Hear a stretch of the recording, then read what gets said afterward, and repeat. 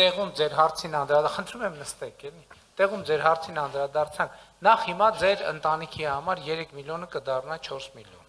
Այս քանի անդամ է ձեր ընտանիքը։ Իրականում մենք 2 անդամ ունենք, ով ես եմ ու տղաս, ամուսինս Հայաստանի Հանրապետության քաղաքացի է, բայց մեր սերտիֆիկատների հետ միացան մայրիկս ու հայրիկս։ Հիմա նախ 3 միլիոնը կդառնա 4 միլիոն։ Երկրորդը դուք, այսինքն այդ պահանջը հանված է, սեփական ուժերով կարող եք կառուցել տուն։ Պայմանը հետևյալն է, որ քաղաքաշինության կոմիտեն կայքում, չէ, կայքում հրապարականի ունի դրած նախագիծ, դուք տունը կառուցեք այդ նախագծով, իսկ բանկը եւ մյուս օղակները կհետևեն որակին։ Էս էլ է ինչով է կարևոր, սիրելի ժողովուրդ, որովհետեւ գիտեք, մենք բոլորս մեր տները Իջևանի մեր տունն էլ է, այստեղ մոտավորապես կառուցած եւ այլն, բայց դե մենք կամաց արդեն պիտի սովորենք նախագծերով տուն կառուցել, որովհետեւ դա նախ հարմար է, որովհետեւ մի հատ կառուցում ենք ու այդ կառուցման process չի ավարտվում, մի հատ շուշաբանդ ենք ավելացնում, հետո բալկոն, հետո հետո այն դա նրանից է, որովհետեւ սկզբից կառուցում ենք, հետո ենք նայում ինչ ենք կառուցել, դրա համար նախագծով է պետք անել եւ այս տրամաբանությամբ առաջ գնալ։ Իսկ բանկը ավել գումար երաշխիք կամ չգիտեմ ինչ պահանջում է կանխավճար, երբ որ ավելի այս պետական ծրագրից ավելի շատ գումար է ծախսվում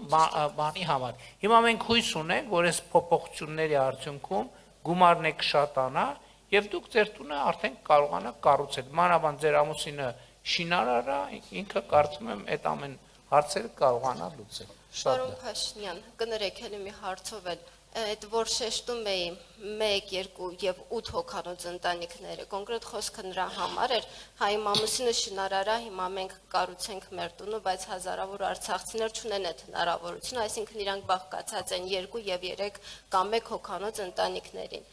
Իմ խոսքը նրան էր վերաբերում, երևի ճիշտ չխոսացի, իմ խոսքը նրան էր վերաբերվում, որ վերանայեք սերտիֆիկատները ըստ ընտանիքի քանակների։ 1-ից 2 հոգանոց, 1-ից 3 հոգանոց, 1-ից 4 հոգանոց եւ 5 հոգանոց,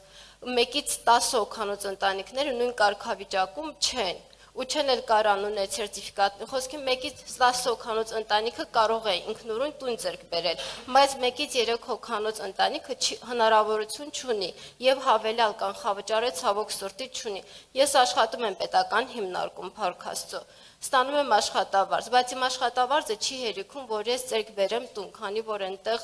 100,000 աշխատավարձ եմ ստանում, ոչ թե 450։ Իր խոսքում, եթե ուշադիր եք, այդ թեմային անդրադարձա, որովհետև մենք նայում ենք այն ընտանիքները, որ մենք համարում ենք, որ իրենք այս պայմաններում չեն կարողանա օբյեկտիվորեն տուն ձեռք բերել, իրանց համար երկարաժամկետ վարձակալության ծրագիր ենք տալիս, ասվեց, որ 10 տարով, որպեսզի միջև այդ խնդիրները լուծվեն։ Այստեղ խնդիրն է, որ մենք մեր մոտեցում պետքա ստանդարտիզացնենք։ Հակառակ դեպքում մենք տեղեր կբացենք, որտեղ այլ process-ներ կգնան եւ լարվածություններ կառաջանան, արդյունքում լավ տեղ չենք հասնի։ Պարոն Թովոսյան, լրացուցիչ